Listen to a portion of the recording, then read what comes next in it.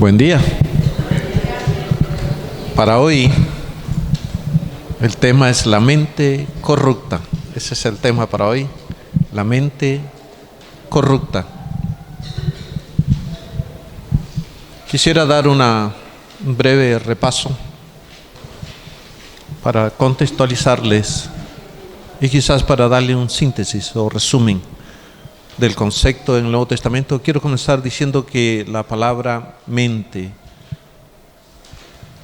usa tres palabras en el Nuevo Testamento. Hay tres palabras diferentes que se usan con el significado de mente en el Nuevo Testamento. La primera de ellas, frin o frónimo, que es la encargada como de producir los pensamientos. Frin o frónimo es la palabra que se traduce mente y significa la que produce los pensamientos como una fuente.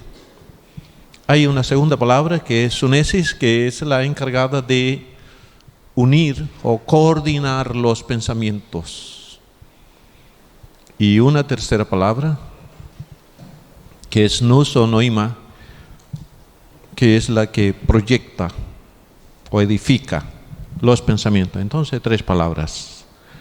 Número uno, la mente como una que produce los pensamientos. Número dos, la mente como la que coordina o unifica los pensamientos. Y número tres, la que hace proyectos de los pensamientos. Esas son las tres palabras comunes y generales para el término mente. Como voy a hablar en el contexto de la corrupción de la mente, entonces voy a usar unos 4 sinónimos también que usa el Nuevo Testamento en cuanto a corrupción, no en cuanto a mente, sino los adjetivos que califican a la mente. Entonces está la palabra corrupción en el sentido de una contaminación, que es la que experimentó Adán y Eva cuando pecaron. Contaminaron la mente con esa sustancia extraña que hoy llamamos pecado. Esa es contaminación. Más adelante encuentran otra palabra que también se traduce corrupción, que significa usar cualquier método para planificar maldades. Es una segunda palabra. Cualquier método investigativo para planificar maldades. Una tercera palabra, que es donde se usa la jerarquía, la influencia, para corromper a los demás. Usar la jerarquía para corromper a otros. Y una cuarta palabra, que es la que degrada todo. Es decir, hay una tendencia general en descomponer todo. Y esos son los sinónimos comunes del Nuevo Testamento. Y un resumen más. Esta mente corrupta tiene la tarea de corromper 4 cosas.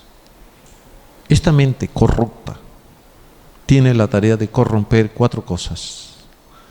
Número 1, corromper la Biblia, la palabra de Dios.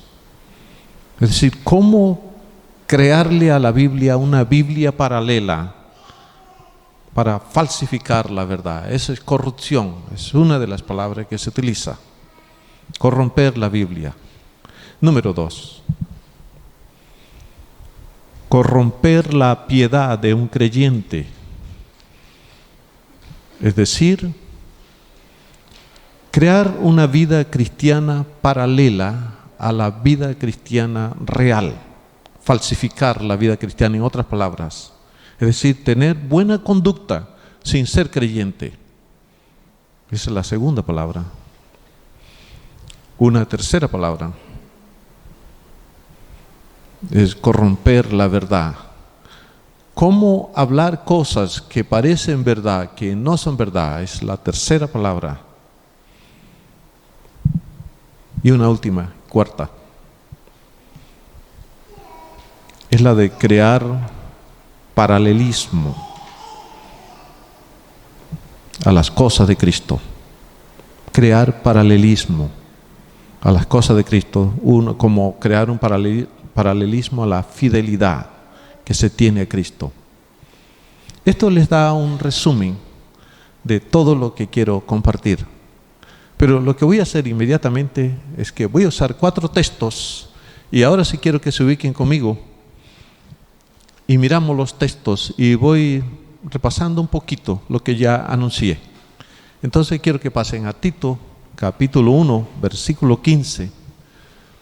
Tito capítulo 1 versículo 15, y tendré solamente unos 4 versículos esta mañana, y 3 de ellos describen la mente natural de una persona no convertida a Cristo. 3 textos de los que voy a usar están en el contexto de personas que aún no son convertidas a Cristo y tienen esta mente así. Y hay un solo texto que habla de los creyentes y cómo el enemigo intenta crear cosas paralelas en la mente del cristiano. Entonces en Tito 1:15, ¿cómo comienza el texto? Todas las cosas son puras para quienes, para los puros. Hay esta descripción del creyente con esta cualidad pura. Y mire, a manera sintética, le digo que de veras hay cosas puras en nosotros. Una de ellas, la simiente de Dios que está en nosotros, que jamás peca. Eso es puro en nosotros. Están los deseos de Dios en nosotros, es decir, la energía de Dios en nosotros que jamás peca. Y número 3, está el carácter del Espíritu Santo en nosotros, el fruto que jamás peca. Esas cosas son puras en nosotros. Ese es un perfil. Pero le doy otro perfil. Además de eso, dentro de nosotros reside el hombre interior que es puro, el hombre espiritual que es puro, y el hombre nuevo es puro. Es decir, ¿puede la Escritura referirse a nosotros como los puros? Sí, porque hay muchos elementos dentro de nosotros que Dios ve como puro. Eso para creyentes. Por eso dice que todas las cosas para los puros son puras, y en el contexto de ese versículo está hablando de la Escritura. La Escritura es limpia para nosotros, es pura. ¿Por qué? Porque hay una afinidad entre la Escritura y nosotros. Pero para los corrompidos, y usó esa palabra de una persona que está degradándose, no puede mantenerse igual, está descomponiéndose. Para los que están descomponiéndose, quizás el término óxido ayuda a describir esta palabra, una descomposición continua. Quizás la ley de la entropía ayuda a ilustrar. Entonces, para los corrompidos incrédulos, es decir, los que no tienen fe, los que no son creyentes, ¿cuántas cosas hay pura? Nada. Y dice que hasta ¿qué dice el texto? Hasta su mente. Y usó la palabra proyección, la que proyecta, la que hace proyectos. Hasta su mente y su conciencia están corrompidas. Están hablando de una persona que no es creyente. Todo proyecto que hace es corrupto. Escuche bien. Una persona que no se ha convertido a Cristo, lo que en apariencia es proyecto correcto, Dios dice que es un proyecto corrupto. Es un proyecto en descomposición. No va a mejorar la sociedad. Ningún proyecto que haga un humano va a mejorar la sociedad. Gran cosa de lo que oímos y leemos es mentira en los medios masivos. Y hasta su conciencia, la palabra conciencia significa un conocimiento paralelo al conocimiento de Dios. La palabra conciencia significa un conocimiento paralelo al conocimiento de Dios. Literalmente, conciencia es con conocimiento. Basado en Génesis capítulo 3, versículo 6, allá lo describe como una sabiduría que penetró al hombre. cuando iba a pecar, esta sabiduría corrupta, es lo que se llama hoy conciencia. Eso en Tito 1:15. Pasan a Primera de Timoteo, capítulo 6, versículo 5. Segundo texto. Primera de Timoteo, capítulo 6, versículo 5. Fíjese cómo comienza el versículo. Lo tienen ubicado.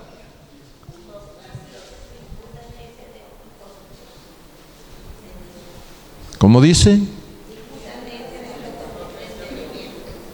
Hombres corruptos de mente.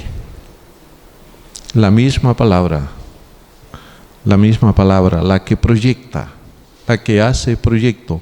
Pero esta vez, la palabra corrupción tiene un prefijo, hay una preposición, la preposición dia, que significa penetración o avance. Y la idea de corrupción ahí es que, mire, cualquier investigación, cualquier avance está impregnado de esta cosa que va a descomponer. Y está el versículo hablando de, dice, hombres corruptos de entendimiento. ¿Qué más dice?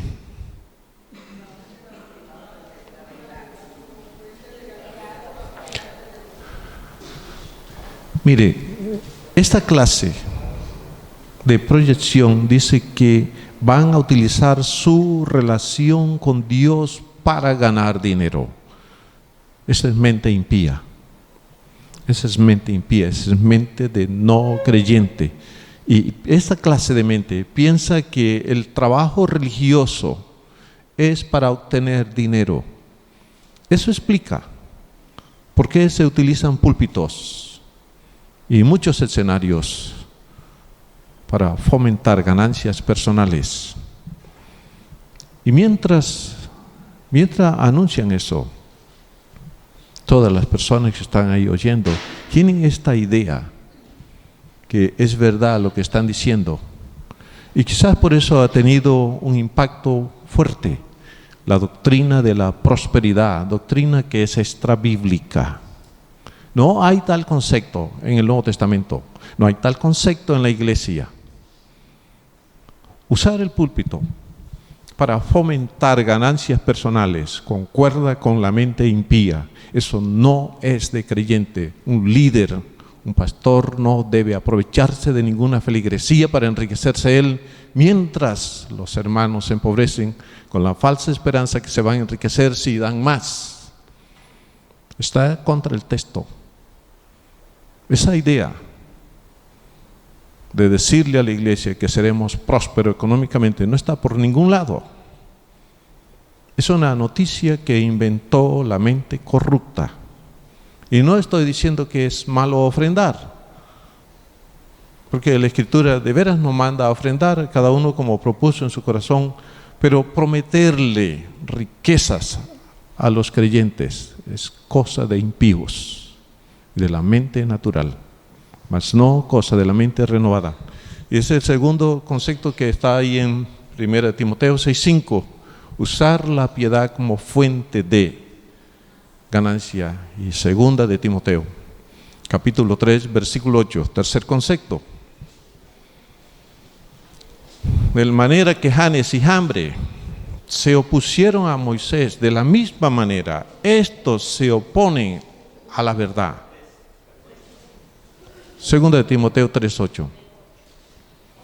Y el concepto acá, aunque usó la palabra corrupción otra vez, no es exactamente la misma palabra que usó antes. Usó otro prefijo, usó el prefijo katá, que significa ejercer el dominio o la autoridad para influir a los demás. Y déjeme aclararle el concepto. Mire, hay gente en el mundo que tiene autoridad moral o psicológica o de cognitiva sobre usted. Hay gente que nos influye intelectualmente. Estas personas que nos influyen intelectualmente, que son impías, ejercen dominio sobre la población mundial para la corrupción. Es ejercer la jerarquía intelectual para corromper a otros. Eso explica por qué se fomentan tantas leyes a nivel mundial que son aprobadas legalmente y son corruptas. Para hablarle una de ellas, aquí en Colombia aprobaron que es justo matar niños antes de cierta edad. ¿De dónde salen ese tipo de leyes? Y así han aprobado otras cosas. Esa es parte de la forma de pensar corrupta de la mente.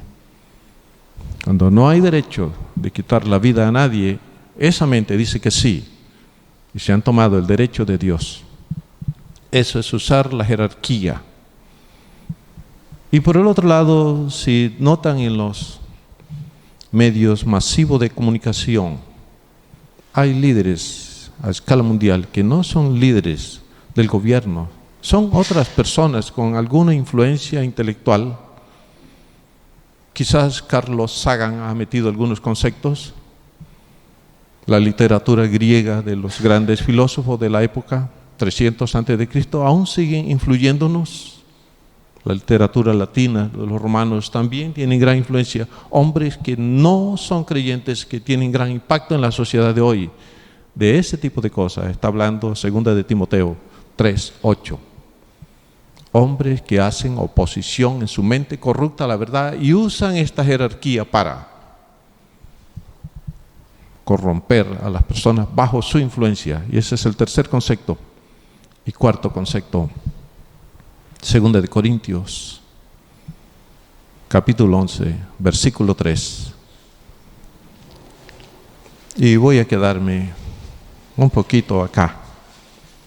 2 de Corintios 11:3. Voy a quedarme un poquito ahí porque este texto habla con nosotros, habla con la iglesia. Y quiero que lo miremos un poquito más detenido. 2 de Corintios 11:3. Fíjese cómo comienza Pablo diciendo a la iglesia de Corinto, una iglesia carnal de la época, una iglesia sin desarrollo, una iglesia niña. La única iglesia censurada como niña en el Nuevo Testamento se llama la iglesia de Corinto, carnal, y no tenían progreso en la vida cristiana. Y él dice, me temo que como la serpiente engañó a Eva. Ese es el temor de Pablo.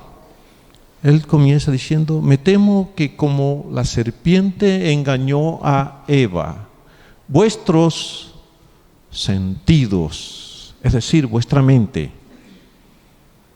sea corrompida, es la palabra que está ahí, pero en la versión 60 la tradujeron extraviada. La palabra extraviada ahí es exactamente la misma palabra que se traduce corrupción en otra parte, sea corrompida. Y quiero quitarle quizás una confusión, si puedo, en lo que está en el texto. Déjeme hacerle 3 analogías para que puedan comprender mejor el texto. Primera analogía. Eva está sin pecado en el huerto con Adán. Ellos no tienen pecado. ¿Y quién se le presentó? Satanás en forma de serpiente o a través de la serpiente. ¿Y qué hace la serpiente al encontrarse con Eva? Le ofreció una sabiduría paralela a la sabiduría que Adán y Eva ya tenían. Capte bien lo que pasó. Él les ofreció un conocimiento paralelo al conocimiento que Dios le había dado. Esa es la primera analogía. Él está haciendo contraste en el versículo de 2 clases de conocimiento. Y Satanás le dice, te doy esta clase de sabiduría, te doy esta clase de conocimiento que es superior al que Dios te dio, porque Dios no te dio las cosas completas, te negó y te está perjudicando. Eso es nocivo para ti. Mira, Dios es mezquino, esto, lo otro, esa es la insinuación. Así que te doy una cosa más completa, porque Dios no quiere que tú seas como Él. Así que te doy un conocimiento para que tú seas como Él. Y ellos no habían pecado. Cuando hay el ofrecimiento, no han pecado.